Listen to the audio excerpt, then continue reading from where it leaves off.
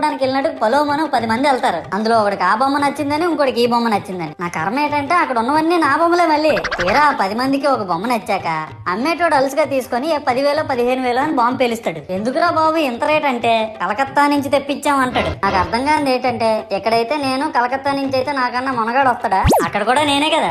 ఇలా నన్ను బజార్లో పెట్టి బేరం ఆడి నా మొహానికి ముసుగేసి వ్యాన్ ఎక్కిస్తారు. ఆ వ్యాన్ డ్రైవర్ గాడు నేను ఉన్నానని కూడా చూడకుండా ఏదో ఆలోచించుకుంటా డ్రైవ్ చేస్తా గతకల్లో గబ్బి గుబ్బి అని తించేసి నా కాల్లో చెయ్యి ఇరగొట్టేస్తాడు. ఈ విషయం చందాలు ఇచ్చిన చిన్నోళ్ళకి తెలిస్తే మళ్ళీ ఇరిగిపోయిన బొమ్మ పెట్టకూడదని ఏ బొమ్మ రాసి కవర్ చేసేస్తాడు. సరేలే జరిగిందేదో జరిగింది, నా భక్తులే కదా కూల్ బ్రో అని చిల్లయ్యే లోపు నన్ను పందిర్లో పెట్టి ముసుగు తీసి నాకన్నా పొడుగున్నే సౌండ్ బాక్సులు 2 నా చెవులు పక్కన పెట్టి డీజే గణేష్ బ్రో అని చెప్పి నా పాటలను కూని చేస్తారు. సరేలే పిల్లలు కదా ఇప్పుడు కాకపోతే ఎప్పుడు ఎంజాయ్ చేస్తారు, కాసేపట్లో పూజ స్టార్ట్ చేస్తారని వెయిట్ చేస్తా ఉంటే ఆ 5 రూపాయల వ్రతకల్పన బుక్ చూస్తే ఎక్కడ లేని కోపం వస్తుంది. ఏరా నాకు అర్థం కాదు, ఎన్ని సంవత్సరాల నుంచి